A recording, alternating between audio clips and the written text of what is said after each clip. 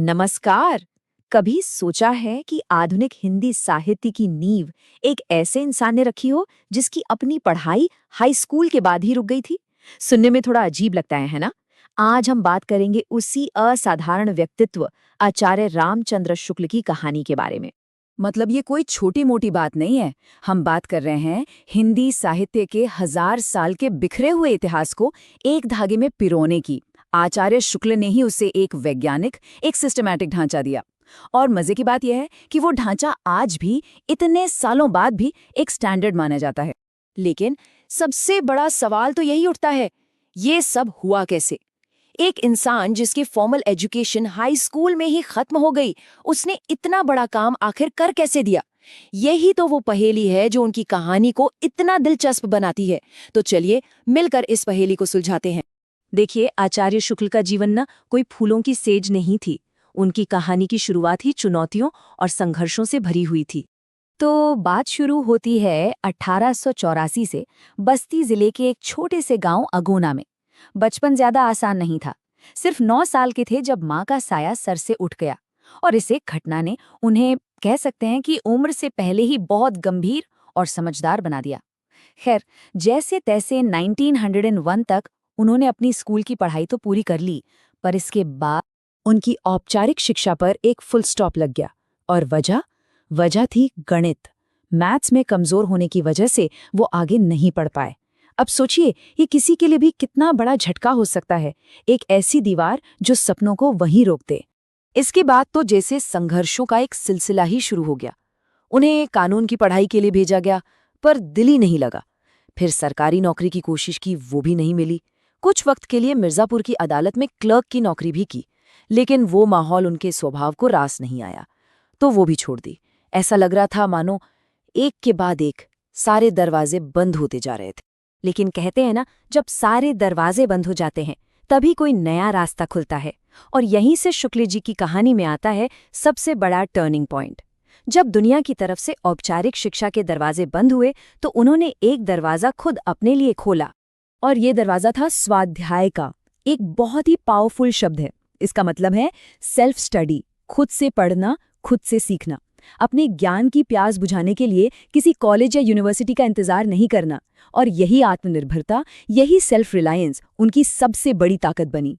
और जानते हैं इस स्वाध्याय का नतीजा क्या निकला? हैरान हो जाएंगे सुनकर। उन्होंने सिर्फ हिंदी ही नहीं, बल्कि अंग्रेजी, संस्कृत और बांग्ला, इन सभी भाषाओं पर जबरदस्त पकड़ बना ली। और ये सब कुछ बिना किसी गुरु के, बिना किसी फॉर्मल ट्रेनिंग के, सिर्फ खुद के दम पर। तो स्वाध्याय की इसी शक्ति ने उनके लिए वो रास्ते खोल दिए जो शायद बड़ी बड़ी डिग्रियां भी नहीं खोल पाती। और यहीं से उनके प्रोफेशनल जीवन का सफर शुरू हुआ, एक ऐसा सफर जो उन्हें काशी तक ले गया। सोचिए, शुरुआत हुई एक स्कूल में ड्राइंग टीचर की नौकरी से, लेकिन ज्ञान की रोशनी भला कब तक छिपी रह सकती है। धीरे धीरे उनकी विद्वता की चर्चा होने लगी और उन्हें उस समय के सबसे बड़े और प्रतिष्ठित प्रोजेक्ट हिंदी शब्द सागर के लिए चुन लिया गया। ये एक बहुत बड़ी छलांग थी। इसके बाद तो वे रुके नहीं। 1919 में काशी हिंदू विश्वविद्यालय में हिंदी के प्रोफेसर बने और फिर 1937 में उसी विभाग के हेड बन गए जिस कुर्सी पर कभी बाबू श्याम सुंदर दास जैसे महान विद्वान बैठते थे। और 1941 में अपने जीवन के आखिरी दिन तक वो उसी पद पर काम करते रहे। ये दिखाता है कि काम के प्रति उनकी लगन और निष्ठा कितनी गहरी थी। तो ये तो थी उनके जीवन की कहानी। लेकिन आचार्य शुक्ल को आज हम उनके काम की वजह से जानते हैं। वो ज्ञान जो उन्होंने स्वाध्याय से कमाया था, उसे उन्होंने अपनी कलम से हमेशा हमेशा के लिए अमर कर दिया। तो चलिए उनकी कुछ अमर कृतियों पर एक नजर डालते हैं। उनकी रेंज देखिए जरा। इतिहास में हिंदी साहित्य का इतिहास, ये तो आज भी एक बाइबल की तरह है। निबंधों में चिंतामणि, जिसमें उन्होंने मन के भावों जैसे क्रोध, ईर्ष्या, प्रेम, इन सब का ऐसा मनोवैज्ञानिक विश्लेषण किया जो उस समय किसी ने सोचा भी नहीं था। फिर आलोचना में रस मीमांसा, इसने तो हिंदी क्रिटिसिज्म को एक नई वैज्ञानिक दिशा ही दे दी। और वो सिर्फ एक इतिहासकार या आलोचक ही नहीं थे, एक बेहतरीन कहानीकार और निबंधकार भी थे। मतलब एक मल्टी टैलेंटेड जीनियस। और शायद उनका सबसे बड़ा, सबसे जरूरी योगदान था हिंदी में वैज्ञानिक आलोचना यानी साइंटिफिक क्रिटिसिज्म की नींव रखना। देखिए, उनसे पहले क्या होता था, साहित्य को परखने का पैमाना था मुझे अच्छा लगा या मुझे अच्छा नहीं लगा, मतलब पर्सनल पसंद नापसंद। शुक्ल जी ने इस तरीके को बदला। उन्होंने सिखाया कि किसी भी रचना को तर्क, विश्लेषण और सिद्धांतों की कसौटी पर कैसे परखा जाता है। उनकी सोच और लिखने का अंदाज कितना गहरा और अनोखा था, इसकी एक झलक उनके इस मशहूर वाक्य में मिलती है, बैर क्रोध का अचार या मुरब्बा है। चिंतामणि से ली गई ये लाइन दिखाती है कि वो इंसानी भावनाओं की कितनी गहरी और बारीक समझ रखते थे। क्या कमाल की उपमा है।